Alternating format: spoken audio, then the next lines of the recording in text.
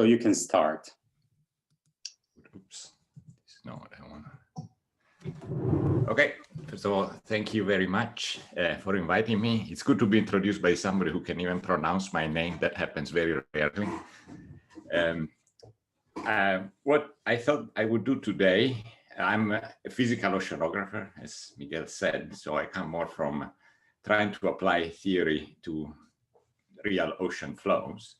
And what I thought that might be useful to talk about for an audience that is more on the theoretical side is to discuss how the turbulence that you see in this movie, and this is a numerical simulation and of the global ocean run with the model that we developed at MIT. And what you're seeing is surface currents. And you see that there are a lot of these, what we call in oceanography, geostrophic eddies. They are the equivalent of cyclone and anticyclones in the atmosphere. They have scales of between 10 to 100 kilometers, depending on latitude. What I want to discuss is, first of all, why do they matter, what effect they have on the large-scale circulation, and why they have an important role, or they play a very important role in the overall climate system. And then we'll discuss a bit what are the properties of these eddies. I'll try to make a case why I think they are a good candidate for applying turbulence, wave turbulence kind of ideas, and why it would be important to improve their representation in climate models. And I'll try to both discuss why I think that we could make progress, but at the same time to recognize that the way they are representing climate models today, this turbulence is not well resolved by climate models today. So it has to be represented with what are called parameterizations. And we're doing a particularly bad job reproducing those effects. And I show example of this. So try to show you both that there is scope for progress, but it hasn't happened yet. To move forward. So the first thing I want to do is to set everybody on the same page, is to review a few key aspects that the ocean plays in the climate system. And I start with these two figures that highlights some of the key elements. I think that it's fair to say that the ocean really plays a fundamental role in the redistribution of heat and carbon in the Earth system. And just to convince you of that case, I show just two figures. One on the panel on the left, we are seeing over the last 40 years or so, where the excess heat absorbed by the Earth system as a result of increase of anthropogenic greenhouse gases, as the heat content of the Earth system has increased, we are looking at where that heat has ended up. And these blue shaded lines are heat that ends up in the ocean system. Is divided by the upper ocean and deep ocean. That's a detail that we don't have to worry about here. But you see that 93%, well, you can't see, but I tell you that it's 93% of the heat entered into the ocean has been absorbed by the ocean that has a large heat capacity. The remaining 7% is mostly distributed between land and ice, with less than 1% really ending up in the atmosphere. You can make the case that you shouldn't call global warming, but it's really ocean warming. It's the ocean that takes up all that heat. To make the case that the ocean is also important for the carbon cycle, we see now a picture that now spans the last 100 years or so, a bit more, of carbon dioxide emissions. This is the upper half of the panel. This is the emission through anthropogenic emissions into the atmosphere. So we see that they are due largely to land use and progressing more and more to fossil fuel burning and more cement and industry applications. So where does all that emissions in the atmosphere end up? Well, half of it, so now you're looking at the lower half of this panel. So this is where the carbon dioxide ended up. Half of it ends up in the atmosphere, remains in the atmosphere, but close to a quarter goes into the ocean and a quarter goes into the land. So just to show you that indeed the ocean is playing a major role in absorbing heat and carbon as we're going through this climate change. So where does this heat and carbon go into the ocean? And here I'm trying to zoom in to make connection to the turbulence we've seen before, as we'll see in a few slides. Well, if we look at the map now at the surface, this is longitude and latitude. We're looking from the atmosphere of the Earth from the top, and I'm showing heat fluxes into the ocean. That's the upper panel over a 30-year time period, the last 30 years or so. And where you see red, it means that there has been a net heat flux into the ocean over that period. And you can see that there is some red everywhere. There is even some region of blue where the ocean has cooled. But it turns out that the heat uptake is dominated by what happens in what we call the Southern Ocean. That's the ocean south of something like 40 degrees south, just because it has a very large area. And we'll see in a second why is it so primed to being in contact with the atmosphere. So you see, if you sum all of that red, again, close to 3/4 or more of the heat uptake in the ocean is taking place in what we call the Southern Ocean.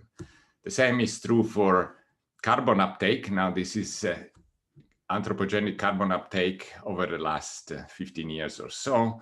And again, you see these large values in the Southern Hemisphere. And again, the Southern Ocean is playing a prominent role in taking up a lot of that heat that I've shown you before, or that carbon that I've shown you before. The net total is still largely, not largely, but a large fraction is due to action in the Southern Ocean. The other large place is the North Atlantic that gets a lot of attention, both in terms of heat uptake and carbon uptake, but it's a much smaller area in the net. So the Southern Ocean tends to dominate in global budgets.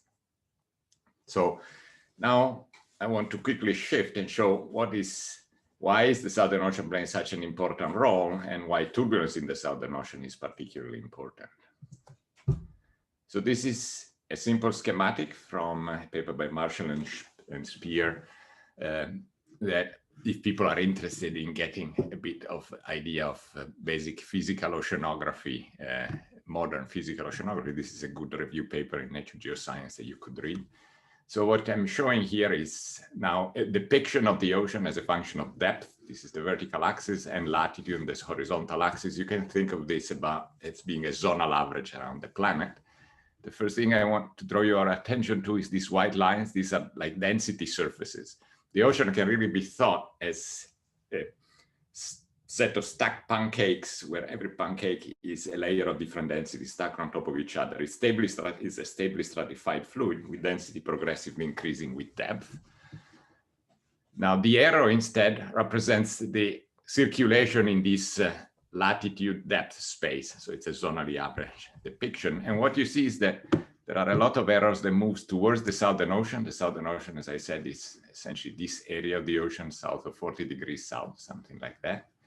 And you see all these arrows coming at the surface in the Southern Ocean. So what it means is that in the Southern Ocean, there are winds that generate at the surface a divergence, which sucks up most of the deep waters of the ocean. And it's the only place where this deep water really come in contact with the atmosphere. And that's why the Southern Ocean plays such a prominent role in redistribution of heat and carbon. That's where a lot of the contact between the deep ocean, most of the mass of the ocean, comes in contact with the atmosphere. Once this water comes at the surface, well, part of it goes all the way to Antarctica, essentially, where it gets cooled down and sinks all the way to the ocean bottom. Another part of this water, after coming in contact with the atmosphere, flows all the way to, well, we know it's the North Atlantic. In a zonal picture you don't see, but this happens in the North Atlantic, where water sinks down, again, through massive cooling. As I told you, indeed, this is one point of contact with the atmosphere. The other one is the Northern Hemisphere happening up here, where there is cooling, just it's a smaller area. So now let's try to get at the point of how does turbulence play in this story. So we understand that ocean and carbon budgets are a key part of the ocean contribution to climate, and those tend to be concentrated in the Southern Ocean. So we really have to try to understand the dynamics of the Southern Ocean. Now, this is a section like the one before, except that I'm showing, again, depth and latitude, but only the Southern Hemisphere, because we are focusing on the Southern Ocean. The colors are density surfaces. So now you see the density is going from dense to light. I don't know why they chose, well, actually I did, so I can blame myself why I chose red to mean dense and blue to mean light, but it is density is becoming lighter and lighter. And what you see is that these density surfaces are nearly flat, north of 40 degrees or so. It's only when you enter in the Southern Ocean that this density surface gets very deflected from the horizontal. They steepen up towards the surface. The reason for that is that in this part of the ocean, you have very strong winds. It's what in the literature are called the roaring Forties. They're blowing around Antarctica.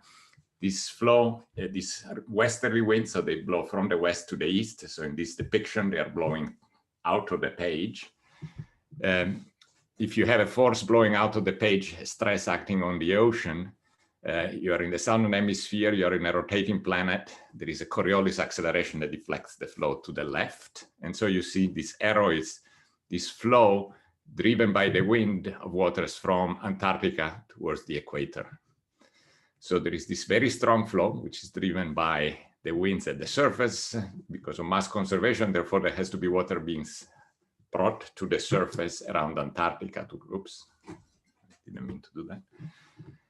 This water is coming up to the surface, strong by the wind. Here, the wind slackened down as you move further north. So all of a sudden, the wind subsides, and so the water comes back down. And so you get this overturning circulation loop. This is driven by the wind. And what this circulation is doing is that if you had flat density surfaces, just tilting them upwards. It constantly brings them upward. And that's why you see this density surface very strongly tilted in the Southern Ocean, why they are flat north of it. Now we are on a rotating planet. If you have now what has happened because of these winds that tilted density surfaces, now we have dense water on this side and light water on that side. So there is a strong pressure gradient. In the absence of rotation, this density gradient would want to fall back down. On a rotating planet again, this pressure gradient can be balanced by a Coriolis acceleration. So this corresponds to a very strong zonal flow that is again coming towards us. And this is called the Antarctic circumpolar current. So what you're seeing is a very strong current that is the result of these winds. If you let the wind keep blowing, they keep driving that circulation. The isopycna should keep, of the density surface, should keep steepening up and up until they become vertical. The reason why that doesn't happen is that as the isopycna tint up, your Coriolis acceleration becomes stronger and stronger. So you get a stronger and stronger current that eventually goes baroclinically unstable. There is an instability that develops in the system. And that instability is essentially generating a circulation that tend to flatten the isopycnal back down. The wind is trying to steepen up isopycnals, the system goes unstable, and this instability tries to push the isopycnal down. So there is an equilibration at some point between the action of the winds trying to tilt isopycnal upwards and baroclinic instability, and this instability trying to bring them down until they reach some form of equilibrium. Again, you can simulate this system, and I'll show you in a second a simulation just to see how that equilibration occurs. And this is a channel simulation where this would be the equivalent of your circumpolar current or just a sector of the circumpolar current, where to the south you have Antarctica, to the north you have the rest of the ocean. We're going to blow westerly wind from left to right at the surface of this ocean. And you're going to see that indeed this depiction shows the temperature of this ocean from cold to warm. And if I look in a zonal section again, this is the circulation induced by the winds that I can compute because I'm prescribing the wind in this system. There is a second circulation that I can infer from my numerical simulation when it achieves equilibrium. This is the circulation induced by the eddies that tries to act against it. This circulation is just proportional to eddy heat fluxes, to the heat fluxes generated by the turbulence that we'll discuss more in a bit. And if you sum these two circulations, you get the net circulation in that system.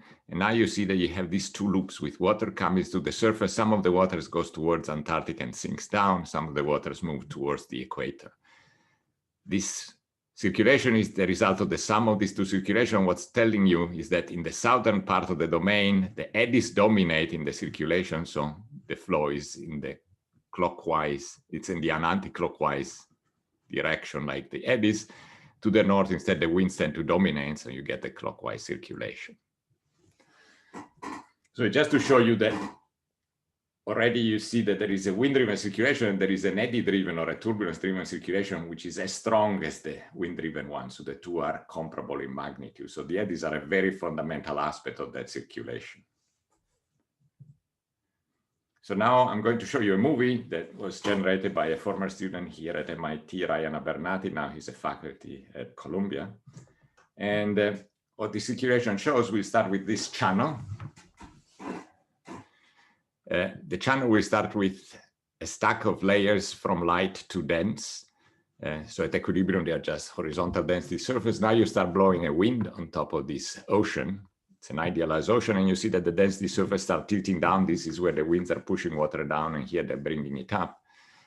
But after a while, you start generating turbulence because the current goes unstable to this baroclinic instability, and you start seeing a lot of these swirling motions that are a bit like what I was showing you in the simulation at the beginning of this talk. So these large-scale turbulent eddies, they have scales of around 10 to 100 kilometers, are generated by instabilities of this current, and they generate this circulation that I described before, this eddy-driven circulation of the slumping of density surfaces. So what we need to understand, or what we want to understand in this talk, is what is the action of this turbulence or these turbulent eddy fluxes. And so let me make a case of why this is an important problem from a climate perspective. It turns out that, as I said, these eddies have scaled to 10 to 100 kilometers. A typical large-scale ocean model using climate projections will have scales of around, will have a mesh grid of around 100 kilometers or so. So it typically doesn't resolve that turbulence. It's just too coarse to allow the instability to develop. So the baroclinic turbulence is generally represented with semi-empirical laws that have been devised over the years, over the last 20, 30 years at this point. But I want to show a simple example of why this scaling law seems to fail in a dramatic way. We have a good example that has happened in the in our community over the last 10 to 15 years. There's been evidence from reanalysis in the atmosphere that the southerly winds have increased in strength over the last 30 years or so by a bit more than 10%. This is a picture over time. We see over the last 60 years, you see the wind strength around the southern hemisphere increasing over time. That's understood to be a response to the depletion of ozone around over Antarctica, and partly due to the increasing greenhouse gases. Both of them affect the thermal structure of the atmosphere, and they have increased the lateral gradients that drives the surface winds. When people noticed these trends, they started running climate models, trying to forcing that change in winds to see what would be the response of the ocean circulation to that increase in wind strength. And when that was done, as you might expect, what the simulation did, they increased the circulation associated with the winds, and that circulation is bringing a lot of water from the abyss to the surface. You remember that wind-driven circulation pattern in the Southern Ocean has waters from the abyss coming all the way to the surface. Now, the ocean stores largest amount of carbon in the abyss. Actually, there are 60 times as much carbon dissolved in the ocean as there is in the atmosphere. So the feedback was a lot of degassing of the ocean, bringing carbon-rich water to the surface that were then being released into the atmosphere. So it would have had a dramatic impact on the radiative budget of the atmosphere.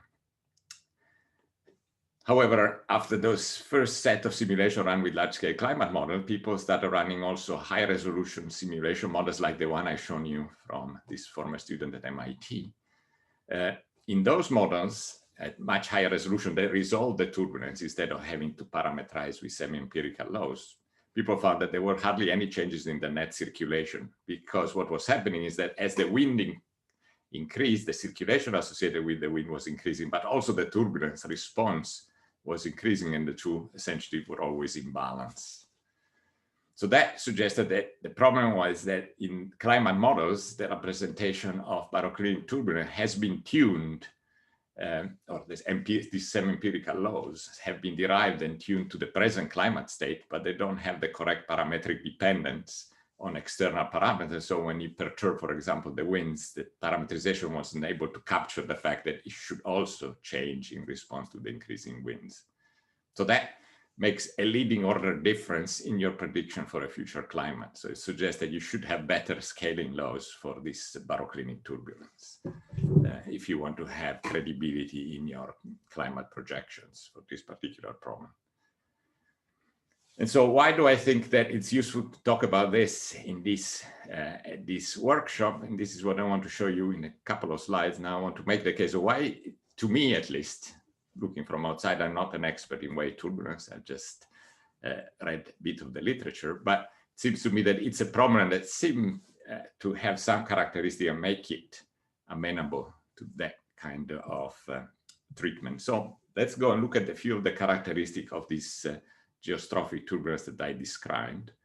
Here now I'm looking at the picture of the sea surface height of the ocean from an altimeter. This is just from a satellite. It was Topex Poseidon flying around the Earth with an altimeter that measured the sea surface height at every 10 days. And this is a composite.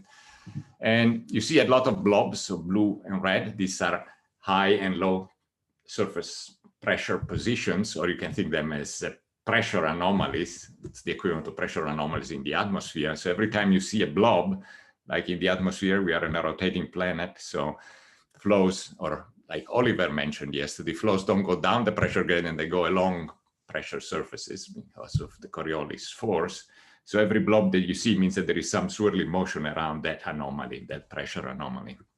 So here what you're seeing, a lot of these swirling eddies, in particular I'm pointing again to the Southern Ocean. So there is a lot of activity in this eddy turbulence. As we said, this is a place where turbulence activity is very strong, largely because the Southern Ocean has this very strong circumpolar current. It's the largest current in the ocean, which is strongly baroclinically and unstable. So that's where most of this large-scale turbulence arises. So now let's look at a couple of properties that we can infer from that picture I've shown you before. One that is useful, I think, is looking at the kinetic energy spectrum associated with that turbulence. So it's just looking at the surface, but now I'm plotting the kinetic energy as a function of frequency and wave number. First of all, you see that most of the energy is contained from scales. This is 10 kilometers, and this is 100 kilometers, and this is going to be close to 1,000 kilometers. And you see that there is this red line, or most of the energy is contained within this red band.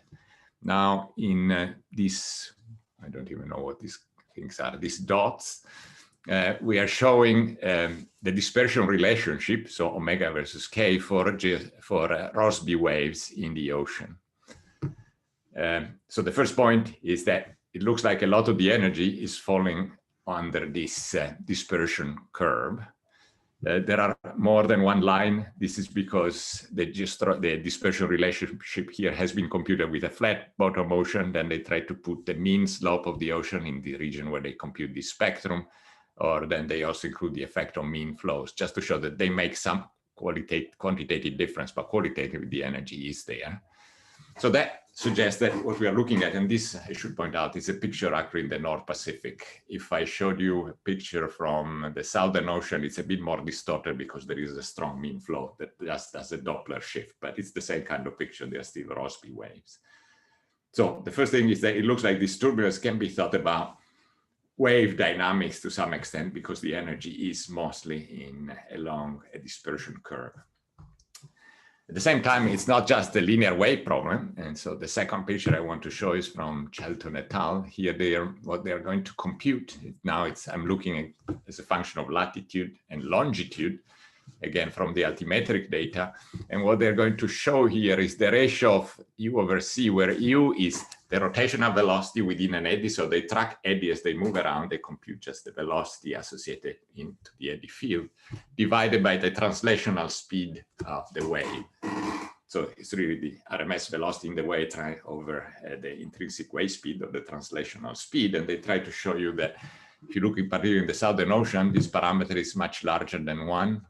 And so suppose these are strongly nonlinear interactions. So the idea is that you have a field that is wave-like in terms of the energy satisfying a dispersion relationship, but with strong nonlinear interactions, which seems something that, in my mind, is amenable to wave turbulence thinking, because it is interacting, or a field of interacting waves.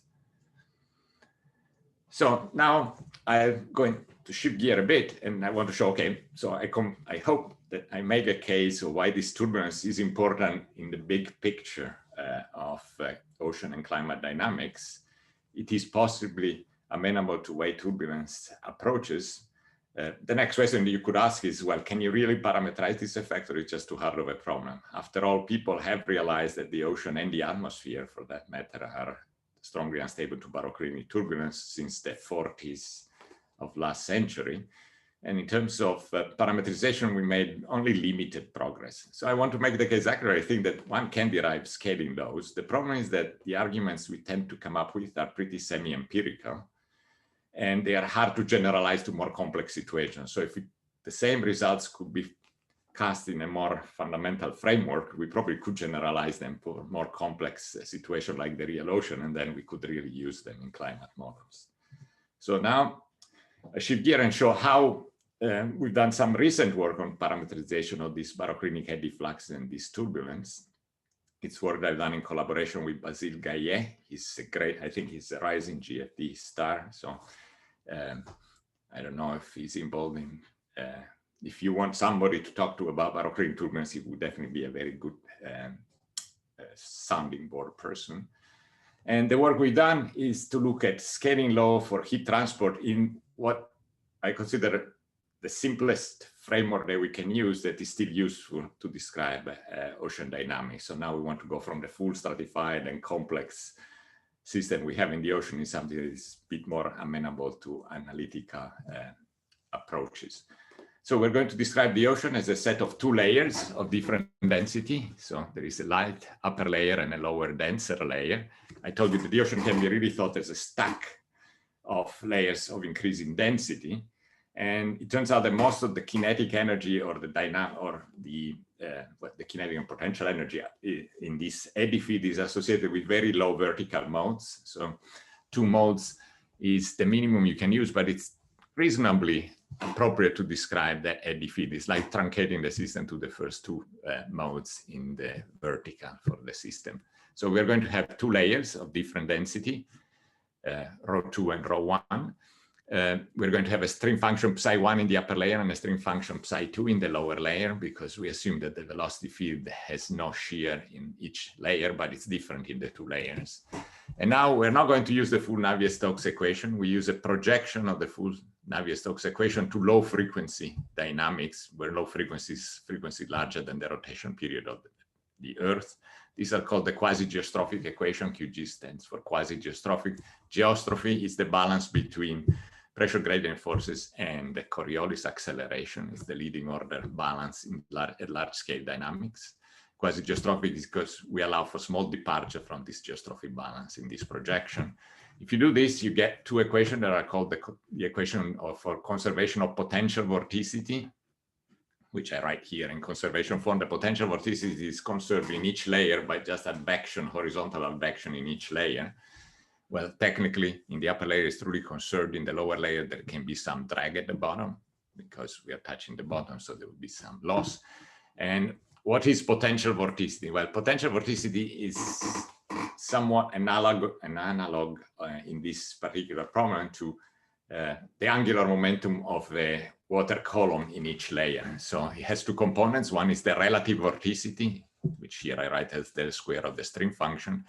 And the second term is proportional to the difference in stream function between the 2 layers. But the difference in stream function is just proportional to h, the thickness of a layer, right? So here you have relative vorticity minus the thickness of the upper layer. H is the thickness of the upper layer. So what you see is that in order to conserve Q, if I increase the thickness, if H goes up, well, then I have to increase the relative vorticity. And increasing the thickness, if I want to conserve the mass of a water column, it's like your ballerina reducing its moment of inertia by bringing the arms close to her body, and as a result, spinning faster. So this is essentially conservation of angular momentum in that sense. There is a parameter that appears in this equation, is the deformation radius is going to be important. In this description, the deformation radius is the scale at which pressure gradient forces, or if you want, the temperature gradient forces act on the same time scale as rotation. So it's a fundamental external parameter in this problem that you choose when you set the depth of the system, the rotation rate of the planet, and the density difference. So it's going to be externally prescribed. So if this is the system that we are going to use to describe baroclinic instability, it's going to display, there is a large literature starting at least from the 60s of last century on using this kind of model to describe geostrophic turbulence in the ocean and the atmosphere. So it is a pretty well-established framework. Here we want to study baroclinic turbulence, so we had to prescribe some mean state and then let it go unstable. In the ocean, that mean state is set up by the winds. Here, we're going to prescribe it as a mean state. So we're going to take this interface and assume that there is a mean slope to the interface. Here, maybe I should have called this Antarctica, and this is equatorward, in the equatorward direction, moving north. But what you see is a tilted density surface, much like what we've seen in the Southern Ocean, right? So we are going to prescribe that mean tilt in the interface. And that tilt in the interface at this large scale is going to be in thermal wind balance with the flow. And so we're going to have a flow which is westward, from west to east in the upper part of the fluid, and eastward in the lower part of the fluid. So there is a shear which is balancing this temperature gradient. So the mean state is in geostrophic balance. It's like our Antarctic circumpolar current, just with 2 layers. And the claim here is that this system, or it can be shown that this system is unstable to this baroclinic instability, technically for any shear for the moment. And then we'll just run a numerical simulation of the previous equation and just let the system go fully turbulent. There is some drag at the bottom, and that drag will allow the system to achieve equilibrium. So if I run the model, this is what I see, and I'm going to describe the system in terms of these 2 quantities. One is the barotropic stream function. Essentially, these are the vertically average motion in this system, and the baroclinic stream function, which instead is the difference between the 2 motions. So these are the 2 fundamental modes of the system. There is the depth average velocity, and instead the component of the velocity that changes with depth. Indeed, in the real ocean, most of the kinetic energy is captured by these 2 modes. So it's a sensible description.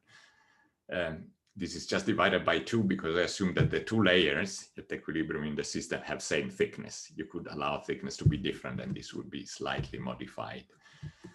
And here in this movie, what I'm showing you is this relative vorticity, the del square psi, associated with this flow. So we're looking at the relative vorticity, and what I want to show you is that you do see this, what looks like a vortex gas. You have a lot of these very well-defined vortices that move around and interact, much like what we see in the Southern Ocean when I was showing you these blobs. There is a fundamental difference.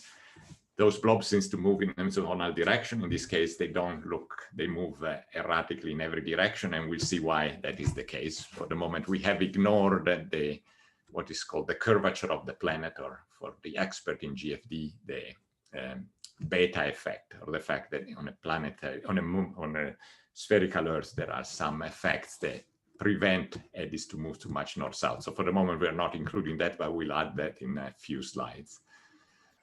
Raffaele, yeah. May I ask you, what is the value of the Rossby deformation radius? It's the scale of the eddies. The eddies are very close to the deformation radius. So the baroclinic one? Sorry? The baroclinic eddies, you mean? Or... Yes, the barotropic eddies. In a 2-layer model, as you find out, the barotropic eddies end up having a scale which is very close to the deformation radius. It doesn't change it doesn't move very far from that. Thank you. The second variable is instead the baroclinic stream function, or psi1 minus psi2. As I told you, psi1 minus psi2 is also the thickness of the layer, or the upper layer, right? So now we like to call this tau temperature. The reason for that is that when the thickness of the upper layer is very small, it means that in that part of the water column, you have more dense water than light water, or if you want more cold water than warm water above. So in the vertically integrated sense, a small h means that the vertically integrated temperature is small. If instead you have a situation where you have a very thick upper layer, h is very large, it means that you have more warm water than cold water. So you're in a system where the vertically average temperature is a bit higher. So tau is a proxy of the vertically average temperature. And so we're going to call this temperature typically, because in this system, this is it's describing the vertically average temperature of the fluid. Again, we're going to consider 2 different forms of drag laws. You'll see in a second why that might be useful. We have a linear drag law that comes out if you think about linear Ekman drag, or if you think more of turbulent boundaries, you might use a quadratic drag law. So there is a kappa is going to be the coefficient for the linear drag, and mu when we use a quadratic drag. So we just allow for both forms because both are used extensively in the literature. So now what I want to do here, what I claim that is important for this climate simulation or to understand the role of turbulence in the ocean is really to understand the meridional heat flux or the meridional heat transport across latitude. The ocean is transporting heat and carbon by flux in this property from one latitude to another along density surfaces.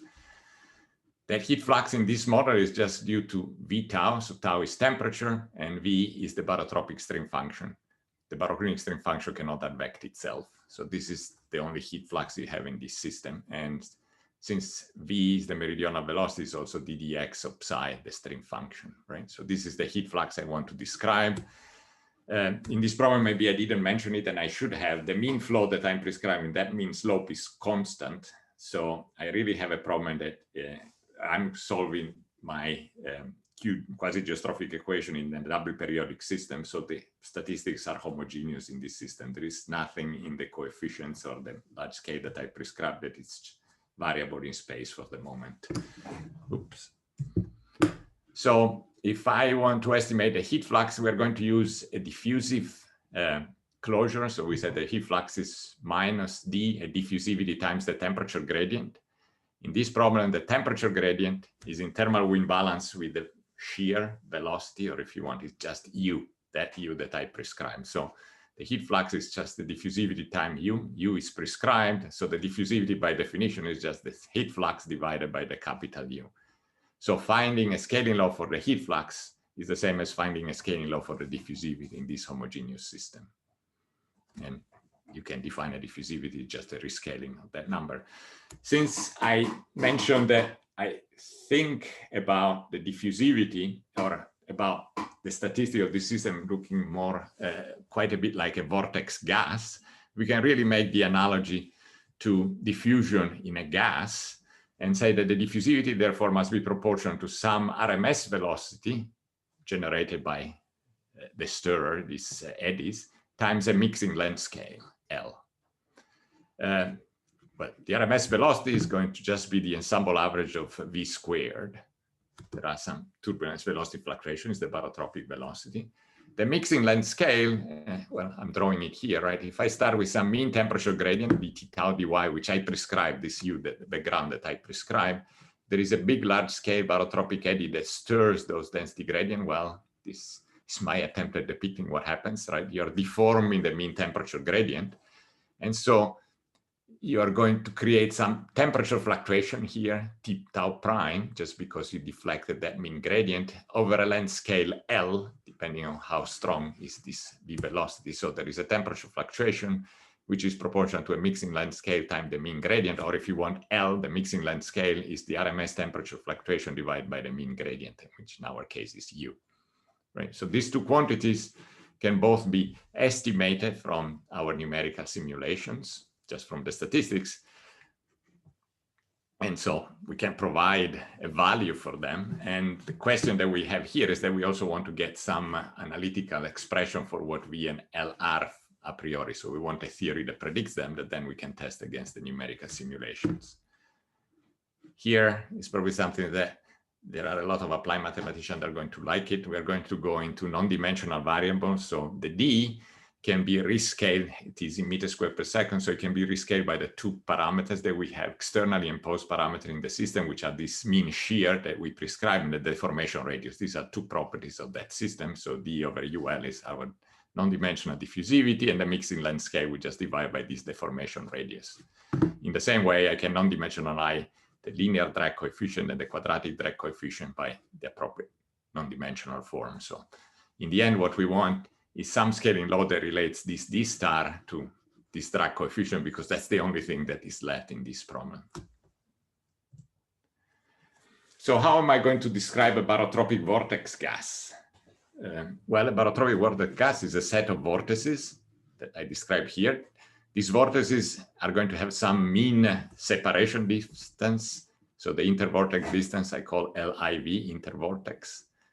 I assume that it's a dilute gas, so the vortices are very sparse. That is the case as long as the drag is not too strong. If the drag becomes very large, you can have a more packed system, but in that case, it's also pretty linear. You start damping stronger nonlinearity. It's not particularly relevant for ocean and atmospheric dynamics. Each vortex will be associated with some circulation. We treat this as nearly point vortices, if you want. So each one has some RMS circulation, and the vortices will have some arc or some typical radius. They are finite size. So if I start that I prescribe the circulation gamma, the intervortex distance LIV, what is typical intervortex distance? Well, we contend it is actually the intervortex distance is the same as the mixing length scale. The reason being that if I'm a particle that is being mixed in this system, well, it can travel a distance proportional to the intervortex distance before it hits a new vortex, and then it starts moving in a different direction, right? So the intervortex distance has to be essentially the same as the mixing length scale, which is something that we also test numerically is the case. What about the RMS velocity? Well, if I'm a particle, and this I hope people can follow, otherwise we can go back after the talk with some simulation to convince you of that fact. If I'm a particle that is being mixed in this vortex gas, well, if I'm too close to the vortex, I will just rotate around the vortex, right? Because streamlines will close around the vortex. It's only particles that are some distance L away from the vortex that are going to be drifting around. Indeed, the particle in between two vortices of the same sign will be drifting as a random walker in a particular direction until it hits the next vortex. So if I want to know what is the typical RMS velocity, it's just the circulation divided by LIV, or the mixing length scale. We know that the velocity around the point vortex is gamma over R. So I'm just saying it's gamma over L. The core radius in this simulation is always proportional to the deformation radius. That's the most unstable scale in baroclinic instability. The deformation radius is. One can do analytical calculation to prove that. And then the eddies don't grow much beyond that size in these two-layer systems. So all this discussion was to convince you that indeed in this problem, the only two external parameters in the end are the mixing length scale and either gamma or V. This says they are related through this relationship, either the circulation or the RMS velocity. So there are really only two independent parameters they have to find the scaling law for, V and L. So I need two scaling laws that relate somehow V and L, and then I should have a closed system because there are only two independent variables that I don't have a scaling for. And once I know V and L, I can compute the diffusivity because it is the product of these two. And these are the two arguments that we've been using to close the system. And this is where I said that there is some empiricism involved. The first one is that we say, well, if we want to know what is the RMS velocity associated with the mixing induced by these eddies, well, the RMS velocity of this eddy is generated because we have a tilted interface. So again, this is the upper layer, the lower layer of the fluid. This is depth. I have light fluid on this side and cold fluids on this side. And this is the mean interface. What happens is that baroclinic instability is taking that tilted interface and trying to slump it to the horizontal, right? So the amount of potential and the amount of kinetic energy I can generate, which is the strength of that eddy, has to be proportional to the amount of potential energy that I can release by flattening this density surface. And so this is the scaling law that I write here, the RMS kinetic energy, well, it should be V squared. And this is proportional, and this is the expression of the available potential energy in this system, which is proportional to the shear over the deformation radius times the mixing length scale, because this is the length over which I flatten the isopycnal, because each vortex is generated over a region of scale L. So this is an upper bound of how much kinetic energy you can have. And so this is the first scaling law that relates V and L. Now we need a second one. And this, by the way, it's been used quite often in the literature. It's not very different from kinetic energy argument I used in convection, where you said that the terminal velocity of a plume falling down to gravity has to be proportional to its temperature anomaly, which is supposedly dictated by external boundary condition in that case. So this is also an energetic argument that tries to relate kinetic energy to potential energy. What is different or novel, I think, in this argument is more the second argument, which is stating that we also need to have an energy balance, or energy, the total energy of the system has to be balanced, or if you want, the kinetic energy has to be in check. And we have two terms there at equilibrium. One is the generation of kinetic energy by this buoyancy flux, right? There is the conversion from potential to kinetic energy through this instability, the W prime B prime, or in this case, is our du squared over lambda squared. That is the generation of kinetic energy through baroclinic instability. And that we know because it's just a buoyancy flux, or it's du squared over lambda squared. This is just for the non-dimensionalization. So it's the heat flux, or D, that generates the kinetic energy. And that has to be balanced by the dissipation of kinetic energy through drag in the lower layer. And it can be either, if it's a linear drag law, then it's proportional to the kinetic energy dissipation, is proportional to kappa u squared. Otherwise, if it's a linear quadratic drag, it's proportional to u cubed. So now we want to compute the integral of u squared, where we have to integrate from the vortex edge all the way to the area occupied by a vortex. It's velocity field squared, so it's gamma squared over r squared, well, 4 pi squared r squared, and integrate over the whole domain. And what we get in this case is v squared, when we do these integrals, times the log of L star. L star, we said, is a number substantially larger than 1 because we have a dilute vortex gas where the mixing length scale is much larger than the size of a vortex. This, if you remember, it's L over lambda over the deformation radius. So what it's telling us is that u squared is not proportional to v squared, but it's larger than that. And why is that the case? Well, because it comes back to what I mentioned a while earlier. In order to be advected around by my vortex, I had to be far enough from the core that I don't just get trapped rotating around the vortex. That's the v squared. But the dissipation instead of kinetic energy is all associated with the velocity is largest, which is very close to the core of the vortex. That's where you have the largest rotational velocity. So the dissipation is dominated by what happens in the core of the vortex, and that's this enhancement, this log L star, is because the u squared is actually strong around the vortex and it dominates the dissipation of energy. So it's actually larger than the RMS velocity experienced by particles that have to be some distance from the vortex in order to drift away from it. If you compute the u cube, which you need for the quadratic drag law, well, then you get different expression is v cube over L star. It's again larger than L star. It's also suggesting that the moments of the velocity field, the moments of the velocity field are not all scaling with the v. They have different law dependence, so they scale differently, which is something that one can check with the numerical simulations. Now, without boring you with the details, now that I have these two scaling laws, I can solve for them. And these are the two results I just want to point out. We're going to get that the non-dimensional diffusivity has some dependence on this linear drag coefficient that goes as the exponential of 1 over kappa star, which is a non-trivial scaling law that you might not have guessed. There are two non-dimensional parameters that enter in the scaling law, the magnitude in front and a coefficient in front of the kappa star. We can also solve it for a quadratic drag. In this case, you only have one free parameter, this C phi, and it goes as 1 over mu star. Now, the first thing is that these scaling laws actually are not new. They had been diagnosed empirically in numerical simulation, for the linear drag coefficient by Thompson and Young from the Scripps Institution of Oceanography, and for the quadratic drag coefficient by Chang and Held at the Geophysical Fluid Laboratories in Princeton. So they were known, but there was no theoretical underpinning to show why they might be the case. And I want to convince you that indeed we verified that those scaling laws work very well, and the analytical expression that now we have, not just putting the points as had been done before, we can actually predict why that scaling law really is the way it is. So we run a number of numerical simulations for different values, the blue one for different values of kappa star on this axis. And the dots are the results of a few numerical simulations, and the continuous line is the fit that we've gotten by using our analytical expression.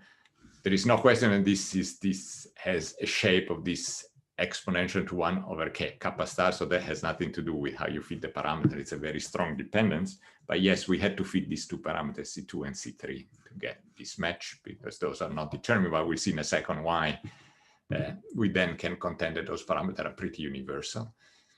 The red curve and the red squares, well, the red squares are now numerical simulation using a quadratic drag where you have the dependence 1 over mu star, and the straight line is the fit based on our scaling laws. So also in this case, it seems that we can reproduce a leading order, the dependence of the diffusivity on mu star. So the point here was not just to get a scaling law for a particular case. We want to show, can we use now this parametric dependence? We now have the dependence on D on the 3 parameters that matter, if you want.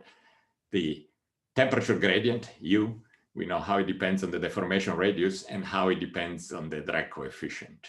So we have an expression that for the diffusivity, or if you want the heat flux, that depends on all the external parameters that enter in the problem. So now we are moving to a more stringent test of this problem where we now solve again the QG equations, but now we force them. So now we're not prescribing a mean U anymore. It's a force dissipative system that reaches equilibrium. We force it with a very simple form.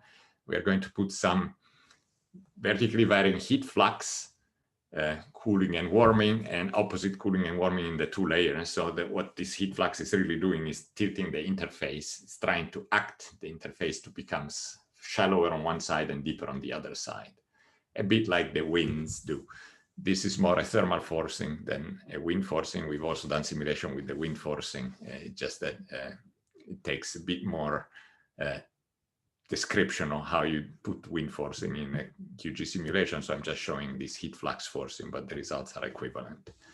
So now, if you take this system and you zonally average, you get a pretty simple balance. That heat flux that you prescribed, north-south, has to be balanced by the meridional heat flux divergence of the turbulence, right? I'm warming and heating on one side and the other, and the eddies have to balance by redistributing that heat until the 2 systems achieve equilibrium, so that the heat that you bring in from one side is redistributed to where you lose it. Now, we said that the diffusivity is proportional to a diffusivity times a temperature gradient. And now we have a scaling for the diffusivity that depends on the temperature gradient and all other properties. So now you have this nonlinear equation that you can actually solve for if you believe you're scaling. And now notice that the system is not homogeneous anymore. We have non-homogeneous turbulence because we are forcing a jet, which is what I'm showing here. Now this is the numerical simulation. I'm heating on this side and cooling on that side. It's a strongly turbulent simulation. And what I want to know, the forcing is just prescribing a flux into the system. It's not prescribing the temperature profile in the system. Instead, I want a theory that tells me if I take a zonal average, what is the mean temperature profile as a function of latitude. That's the problem you would have for the large-scale ocean model I was showing you before. This particular problem, I can, since I have an estimate for the diffusivity, I can actually solve analytically for my expression. This is a Lambert function, doesn't matter what it is. Again, there are these 2 non-dimensional parameters, but I'm going to use the one that we derived from the previous formula. So we're not going to change it. And now we have a non-homogeneous system. And now, since I've run this numerical simulation, I'm showing in blue what is the temperature profile that we are getting in response of that forcing. You already see that the temperature profile doesn't even have the shape that I'm prescribing. The forcing I prescribe has a sinusoidal shape. This is definitely changed from a sinusoidal shape. Also, its magnitude, it's something that I wouldn't know a priori. But now if I use this analytical expression, I put this dashed line, and it lines up pretty well with the result of the numerical simulation. So this is a successful closure that tells me what is the mean equilibrated state without knowing anything except the external forcing that I was putting in. So that tells you that indeed, apparently there are ways. This is for a linear drag. The quadratic drag case works even better. So this is just to show you that you can have a closure for these lateral eddy fluxes that seems to be pretty effective for this 2-layer system. In the interest of time, I'll just go very quickly here. What we had neglected so far was the presence of curvature in the planet. Why is that so important? Well, because if you think about it, the rotation rate of the planet, omega, the component of the rotation rate normal to the surface on a planet changes from latitude to latitude, right? It's largest at the pole and becomes 0 at the equator. So your effective rotation rate for lateral motions, horizontal motions that just feed the vertical component of the rotation of the planet changes from latitude to latitude. So in a sense, the real model we should have been thinking about, this is upper layer and lower layer again, has a rotation rate that should change with latitude. And if you're thinking about excursion in latitude that are not too large, and not too large is definitely at least as large as the whole Southern Ocean is fine, you can express the change in rotation rate by doing just a Taylor expansion. So you just F is the mean rotation rate plus beta y, where y is latitude. So the rotation rate changes close to linearly with latitude from one latitude to the next. The reason why this is an important effect to include, and this is again my QG equation, you have to include this beta effect. It enters this rotation rate, change in rotation rate has an effect in the equation. The reason why it's so important to include it is that now if I run a numerical simulation of this problem with the beta effect included, as it is called, meaning the curvature of the planet, well, this is now again the barotropic vorticity in this system. You still have all your vortices, so it still looks like a vortex gas, but you also see some jumps in vorticity as you move across. There seems to be more zonal. Indeed, if I show you now the zonal velocity associated with the same field, you see that there are these strong zonal jets, westward jets. Indeed, this dynamics is what is believed to explain the large jet structure that you see in planets like Jupiter, but also in the ACC. If you look in detail, the ACC, the Antarctic Circumpolar Current, is not just a broad current, but it is a set of jets. So these dynamics are quite relevant. Why do you have jets? Well, turns out that as you go to larger and larger scale, at some point, the frequency of Rossby waves, as we call it, takes over. In a sense, meridional motion are strongly impeded in this system because as you move from one latitude to the next, now the planet, your effective rotation, or the rotation that you experience in the planet is changing, and the system is trying to conserve its potential vorticity. So at some point it can't move and keep conserving its potential vorticity, so it gets deflected into zonal motions. And there is a scale that is called the Rhine scale, after Peter Rhines, who first discussed this mechanism, which is proportional. Well, this is the deformation rate associated with the Rhine scale. The Rhine scale itself is the RMS velocity over beta to the 1/2. It's the largest scale, or gives you the scale separation between jets. So what really changes in our description is that I insisted that we had this mixing length scale L that could be anything it wanted, just dependent in our scaling laws on the drag coefficient. Well, now the mixing length scale can never be really larger than the deformation, than the Rhine scale, because a scale larger than that, jets get just pulled up, drift along the zonal jets. They can't propagate meridionally farther than that intrinsic distance that is set by beta. We can generalize the theory. I'm not going to go through that detail, but we can generalize the theory for this problem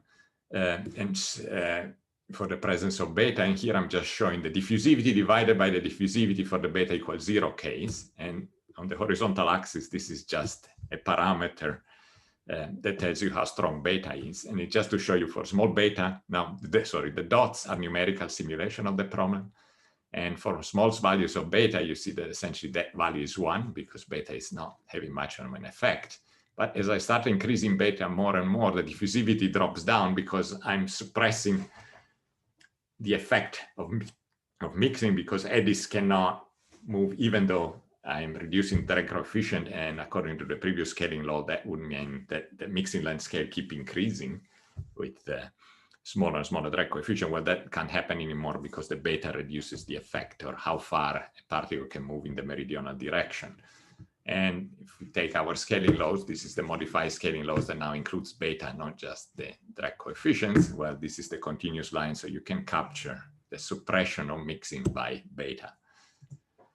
And now I'm just going to show you a few simulations. It's again the same model that I've shown you before, but now including the beta effect. So this is beta equals 0. So you have the temperature that I'm forcing with this heat flux, and this is the barotropic kinetic energy. And on the right panel, I can solve analytically for the temperature. This is the black dashed line, and the blue line instead is the same solution I've shown you before.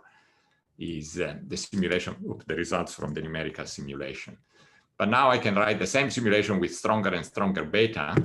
And as I increase beta, now we're looking here, we see the formation of these jets, and I'm suppressing the effect, the efficiency or the diffusivity associated with the eddies.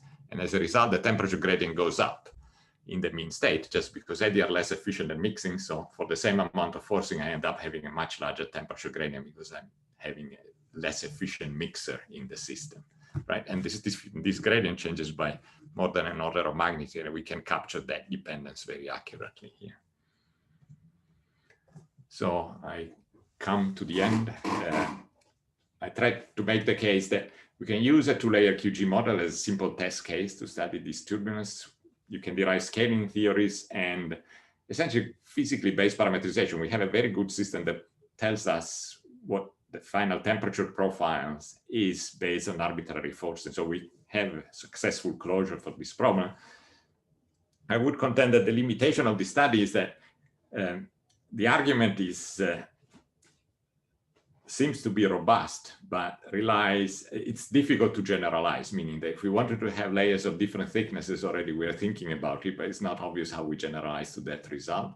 If we wanted to have non-flat topography, that becomes even more challenging. And then the real stumbling block would be to have multiple layers in this problem, because again, what we were relying was on physical intuition to have these scaling laws or this energetic arguments that we proposed, that we built all the theory on. It would be very useful if we could get to some of those results from a more fundamental first principle, like maybe way turbulence can allow us to do, because then we would be able to generalize these scaling laws and use them for a generic ocean situation, which is something we cannot do now. And that's what we need to do if we want to have a real closure for the turbulence system that we can use in a climate model, and to make progress on getting the right parametric dependence of how the turbulent responds to changes, for example, in external winds.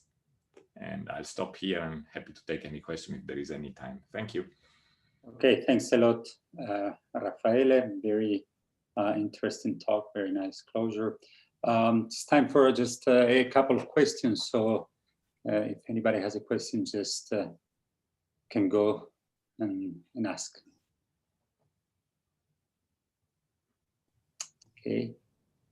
Well, I have a question. Thanks, Raf. Oliver. Great.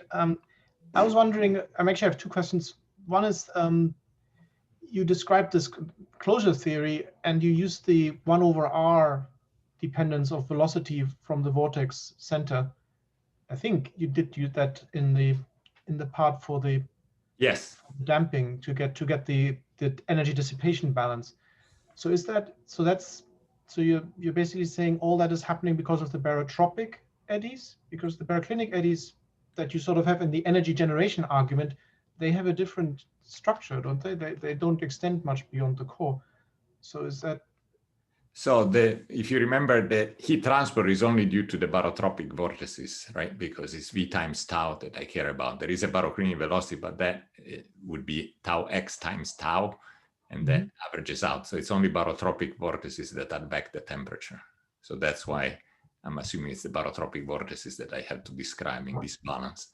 In these solutions, when the system is fully turbulent, it turns out that at the bottom of the domain, the kinetic energy is dominated by the barotropic vortices. So indeed, we can make that argument. If the baroclinic vortices, and this is exactly, I mean, you're hitting right at the problem that I didn't highlight as much, but when I said that it's a bit difficult to generalize this problem for unequal layer depths, is that if you use unequal layer depths, it's not as clear that the barotropic kinetic energy dominates as much at the bottom.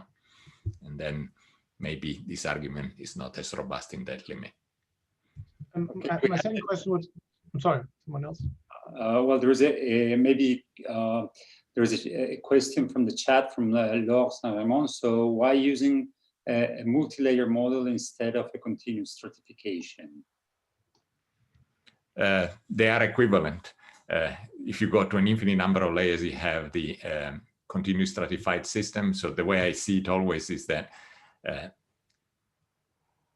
you can think about taking your system when you're going to integrate it numerically, no matter how ambitious you are, you're going to use a finite number of vertical grid points or layers, and that essentially is using a layered model. So I absolutely agree. You can call it a continuously stratified system or a system with many layers, because in practice, what you're going to solve for is always a finite number of vertical modes. And the number of vertical modes is equivalent to the number of layers. Okay, any other questions? Well, I had an unfair question. Okay. Which is, given that we have Raf here and such a treat. If you believe the popular press, then all of this sophisticated model building and mathematics will soon be obsolete because we're going to solve these problems by machine learning. Given that the involvement that MIT also has in this, and what's your 30 seconds take-home message for us theorists about whether we should throw away the calculus book and maybe just learn a tanh function? Yeah. I have a few points that I can make quickly. First of all, machine learning as it exists today, and we've been playing a bit with it, has two serious drawbacks. The first one is that any closure that I've seen, we've been using ideas like random forest or convolutional networks.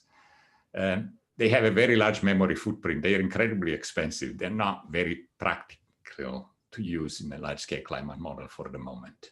The second big and even more fundamental issue is that while those closures, anybody in this room should try to play with them because you are impressed about how well interpolation works. Essentially, they're interpolation algorithms. They have incredibly good skill compared to anything we can come up with. But it's very hard to guarantee numerical stability of those algorithms. They are stable most of the time because they are very accurate in reproducing the physics, but every once in a while they just blow up unexpectedly. And it's not easy to do for the moment, easy analytical analysis of the network to guarantee stability. So first of all, I'm not sure that they are as practical as people might think. They might become, there might be better ideas. But the second point that I want to make is that from the climate problem, we're trying to do something that machine learning as it is conceived today is really not very well primed for, right? Machine learning is a very effective, as I said before, interpolation algorithm.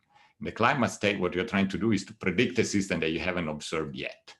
And that system might really go through phase transition that we don't know yet, so get into new states that we haven't observed. So an interpolation algorithm is not going to cut it. And there are plenty of examples in that sense, because you might all of a sudden find yourself in a state that you have never observed. And therefore the algorithm, when you use an interpolation algorithm to do extrapolation, you often get quite disappointed. What we believe is that the physics instead is going to remain valid no matter where you move. So you want to have constraint from the physics. So I find that finding a way to cast the problem from a physical standpoint might be supported or improved by adding, for example, there are always some parameters that need to be estimated, maybe in the scaling laws, maybe machine learning can help us to do that more efficiently. But I just don't see that you can avoid guidance from basic physical principle. You want to make sure that your scaling laws are consistent with the physics in whatever state you use. And machine learning can't learn that by itself if it's not constrained in some way. So I still find the fundamental scaling laws is still important. Okay, thanks.